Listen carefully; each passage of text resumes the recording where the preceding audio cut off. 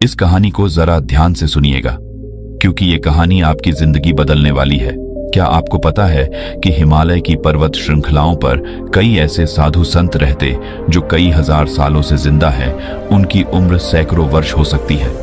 वो बर्फ से ढके पहाड़ों में निर्वस्त्र होकर घूमते हैं और उनके ऊपर अग्नि, जल, वायु या फिर बर्फ जैसी चीजों का उन पर कोई असर नहीं होता। वो कठोर तप करके उन्होंने ऐसी स्थितियां, ऐसी सिद्धियां प्राप्त कर ली हैं जिससे प्रकृति के नियम उनके सामने ध्वस्त हो जाते हैं। आखिर इनके पीछे का रहस्य क्या है? क्यों प्रकृति के नियम उन पर काम नहीं करते? क्यों कोई बीमारी उन्हें छू नहीं पाती? आज की इस कहानी के माध्यम से हम उन योगियों की दिनचर्या, उनके खान पान, उनके योग अभ्यास के बारे में जानेंगे जो किसी को भी लंबी उम्र और निरोगी काया प्रदान कर सकती है। बचपन से ही श्याम सन्यासी प्रवृत्ति का था। एक बार बचपन में श्याम अपने माता पिता के साथ हरिद्वार घूमने के लिए गया था, तो उसकी नजर तमाम सन्यासियों पर पड़ी। वह अपने माता पिता से बचकर एक बूढ़े सन्यासी बाबा के पास वो पहुंच जाता है। जब उस सन्यासी बाबा ने एक नासमझ बच्चे के हाथ में एक फल देखा, तो उसके मन में उस बच्चे के प्रति प्रेम और करुणा भाव पैदा होने लगा। सन्यासी ने श्याम को अपने पास बिठाकर उसे हीर पूरी हलवा खिलाने लगे। श्याम की मां इस बात से परेशान थी कि कहीं अगर उसके मन में भी साधु बनने की भावना आ गई तो वो क्या करेगी? वो अपने बच्चे के बिना बिल्कुल अकेले हो जाएगी। आसपास के लोगों ने श्याम की मां को समझाने की बहुत कोशिश की। सन्यासी कोई ऐसे वैसे बाबा नहीं है, वो कई सालों से यहाँ आश्रम चला रहे हैं। जो श्याम की मां अपने बेटे का हाथ पकड़ ढाकर उसे वहां से ले जा रही थी, तब उस सन्यासी ने बड़े ही प्रेम और करुणा से एक बात कही, जी बहन जी, आपको बच्चा बहुत गुणी है, वही होगा जो लिखा हुआ है। तुम अपने पास भाग्य को कैद नहीं कर सकते।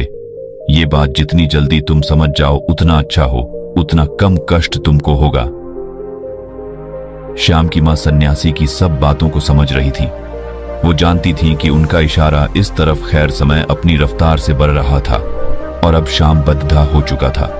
उसने कॉलेज में एडमिशन ले लिया था, जो अध्यात्म और मनोविज्ञान के बारे में पढ़ाई कर रहा था।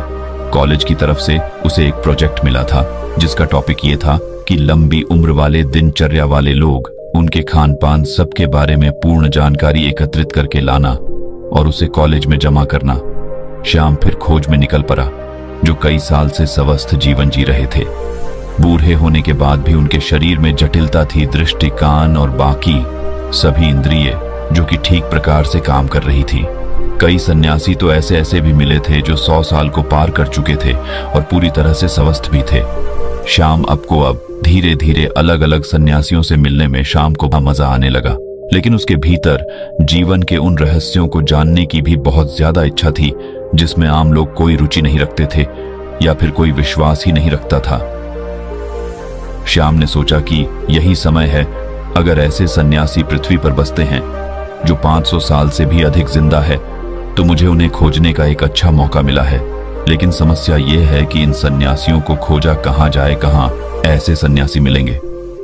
फिर तमाम किताबों को पढ़ने के बाद उसने एक निष्कर्ष निकाला।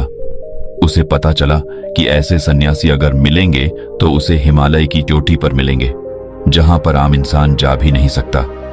लेकिन श्याम ने अपना मन पक्का कर लिया।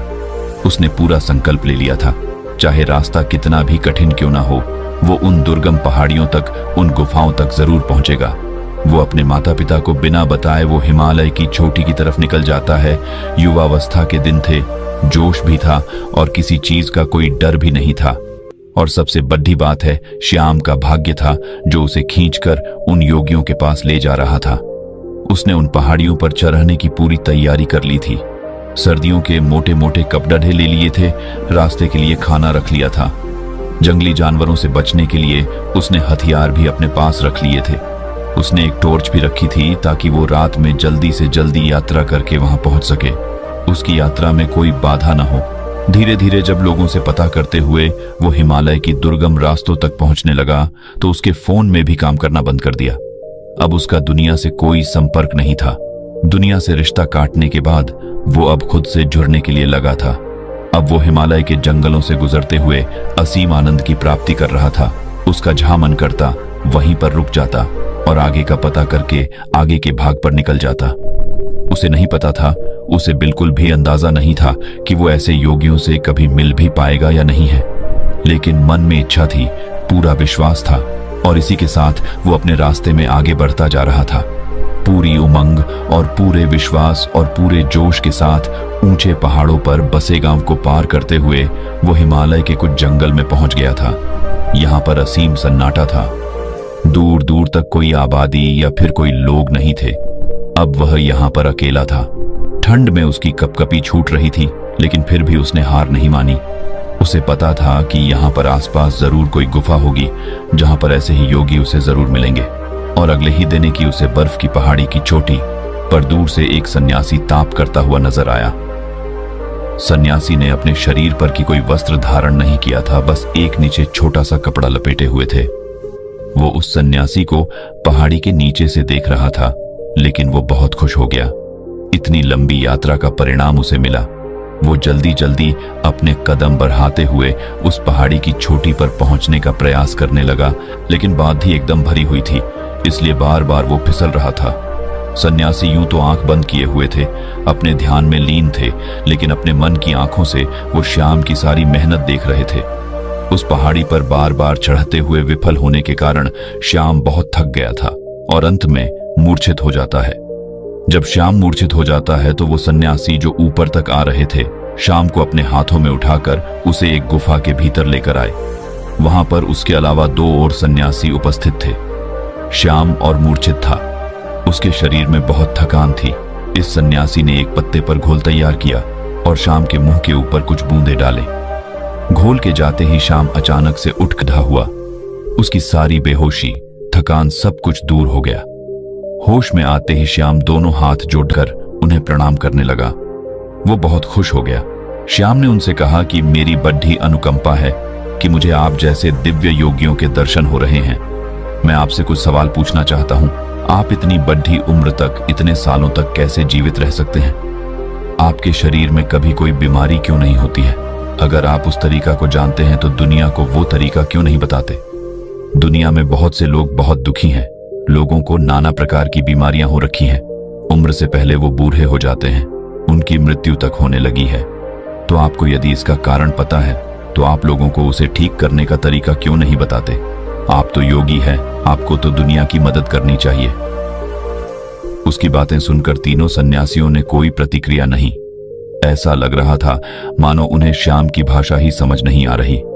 जब उसने ये महसूस किया तो उन्हें इशारों से समझाने का प्रयास किया, लेकिन इसका भी कोई फायदा नहीं हुआ। अब श्याम उनको समझा समझा कर थक चुका था और अब शांत बैठ गया था। वो सोच रहा था कि मेरा इतना दूर आना एकदम बेकार हो गया। दर्शन तो हुए, लेकिन इन सवालों के जवाब मुझे चाहिए थे, वो मुझे नहीं मिले। उसने सोचा कि इतना लंबा सफर तय करके मैं आया हूं, उनकी दिनचर्या ही है, देख लेता हूं, शायद उससे मुझे कुछ पता चल जाए। और ये सोचकर श्याम वहीं पर रहने लगा। सन्यासी एक दूसरे से बिल्कुल बात नहीं करते, एकदम मौन रहते थे। यदि किसी एक सन्यासी को दूसरे से काम होता तो वो मन ही मन एक दूसरे के मन की बात को समझ लिया करते थे। अब शाम को बेचैनी होने लगी थी कि भला एक गुफा में चुपचाप बैठे रहना, भला ये कैसे संभव है? ये कैसा जीवन है? वो सन्यासी उस गुफा में बैठे सिर्फ योगाभ्यास करते थे, तब करते रहते थे। उनके चेहरे पर, उनकी आंखों में एक गजब का ठहराव था, एक गजब की शांति। जो भी उनके मुखमंडल की आभा को, हाव भाव को देख लेंगे, वो आकर्षित हुए बिना रह नहीं सकते। श्याम ने पाया कि सन्यासी खाना बहुत कम खाते थे और जो भी बनाते थे उसे पूरे मन से बनाते थे। और सुबह उठकर, तब सुबह मुहूर्त में उठकर ठंडे पानी से स्नान करना और सर्दियों की धूप में बर्फ पर बैठकर ध्यान साधना करना उनका रोज का काम था। 2 दिन तक उनके अनुसार काम करने के बाद वहां रहकर ऊब चुका था। वो न तो किसी से बात कर पा रहा था और न ही अपने मन के ख्यालों को शांत कर पा रहा था। 3 दिन बाद श्याम ने वहां से जाने का निर्णय किया। उसने उन सभी सन्यासियों को प्रणाम किया और उन्हें प्रणाम करने के बाद कहा कि शायद मेरा प्रणाम भी आप लोग स्वीकार ना कर रहे हो, जो कि आपको इसका मतलब ही नहीं पता होगा, लेकिन मैं आपसे मिलकर धन्य हो गया और मैं अब आपसे विदा लेना चाहता हूं।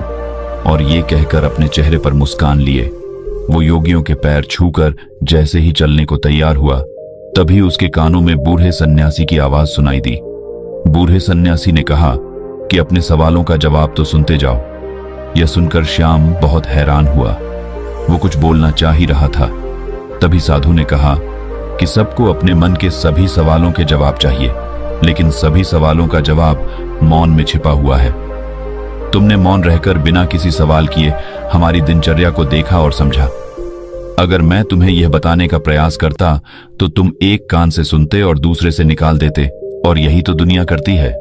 सचमुच में सुनने का कौन इच्छुक है? ज्ञान पाने का सवाल यहाँ पर 3 दिन तक इस दिनचर्या का पालन करने के बाद तुम्हारा मन टूट गया। मतलब तुम भी नहीं जानते इन सब तरीकों को जानना, हालांकि तुम्हें पता है कि हमारे इस भोजन, इस दिनचर्या के कारण हमारा शरीर हमेशा निरोगी रहता है, हमेशा स्वस्थ रहता है, लेकिन तुम इसका पालन 3 दिन भी नहीं कर सकोगे। चौथे दिन में तुम वापस घर जा रहे हो। दुनिया में ऐसे बहुत कम लोग होते हैं जो मौन रहकर दूसरे के ज्ञान को खुद प्राप्त कर लेते हैं।